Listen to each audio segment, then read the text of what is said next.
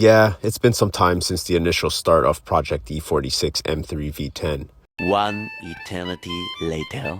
But to build something without guideline means research, planning, building, patience. Oh, patience is key. Overall, it takes time and a lot of it. Now we have a basis to go off of, which will allow a much smoother swap process. Let's take a brief look at where it began to this current state.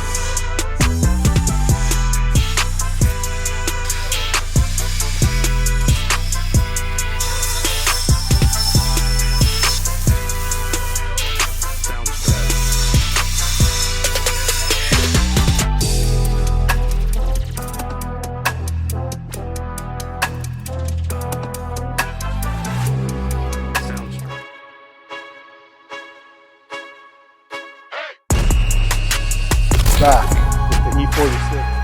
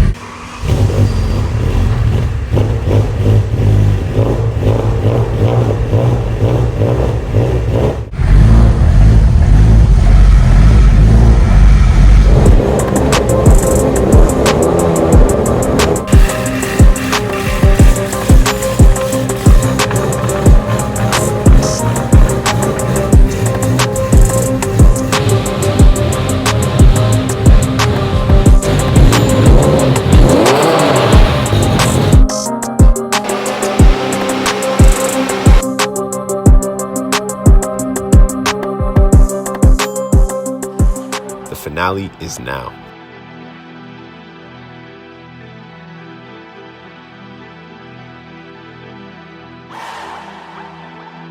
Soundstripe.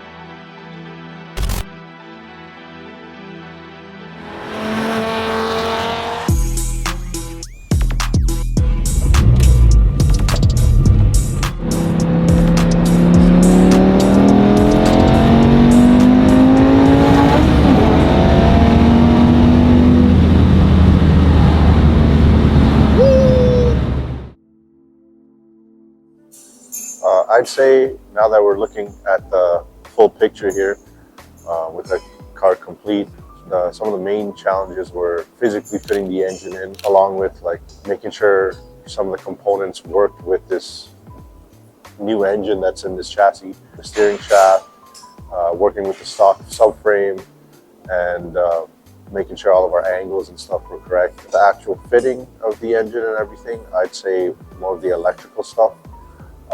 Now that we're moving away from OEM electrical and like don't have so much of the factory documentation to refer to, we got to really kind of understand how everything works and get down to the nitty-gritty of it. The dyno day went quite well. We had taken it to Dyno Motorsports. Tony and Henry dealt with the tune. It was like, Tony is a super smart guy.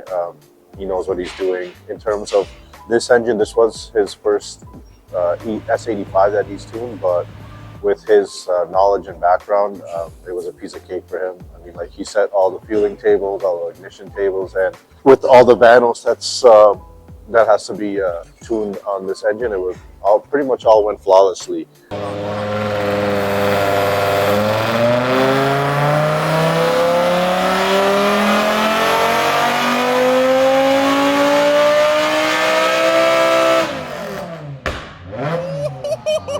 The only little hiccup is the idle. That has nothing to do with the tune, really. It's to do with how SES Delta has implemented the stock idle air control valves. So basically, all 10 of the ITVs have to basically take on the role of setting idle as well, which is a little bit difficult and finicky. I'm sure if we work at it a little bit more, we can get it a little bit better. But on a cold idle, it's a little bit choppy. It doesn't really affect drivability at all. So The tune overall went great. The car drives amazing. When you're on it, like there's just the sound and everything, you can just hear that it's working well.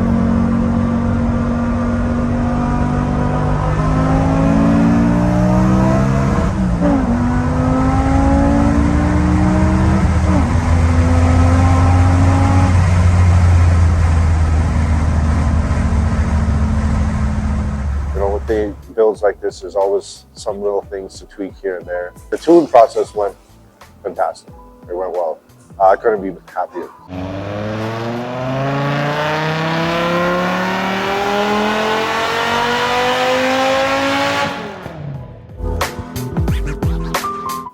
Now that I've taken it out on a couple of test drives and really put the car through the gears and made sure it revs out and stuff,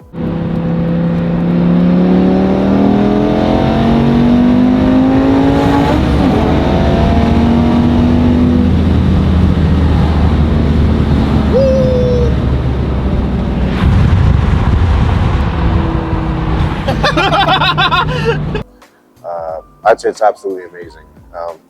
It really captures the BMW M performance aspect, as in like the feel, the sound, the balance even. It's just like you just grab a gear and it just keeps revving out, and then you grab another gear and it just does the same. And yeah, it's like probably one of the more fun cars I've had the opportunity to drive. It's more of an experience, I'd say. Like you'd have to just go behind the wheel and try it out yourself, really, to really capture what this car has to offer.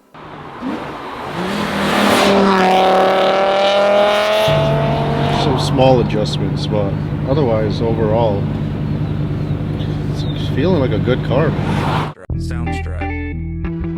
Yeah, absolutely. We would love to do it for another client. It is a very involved build.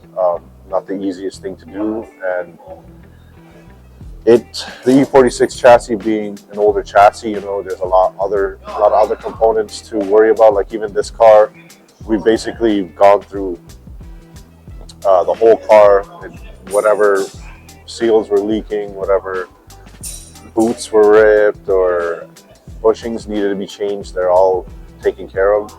So that is something to consider if you are our next client willing to take on a job like this. That like we're not just gonna plop this engine in and give it back to you. Like it's pretty much a package deal where we have to make sure that everything is working in unison. Yeah, it's I would love to do it again.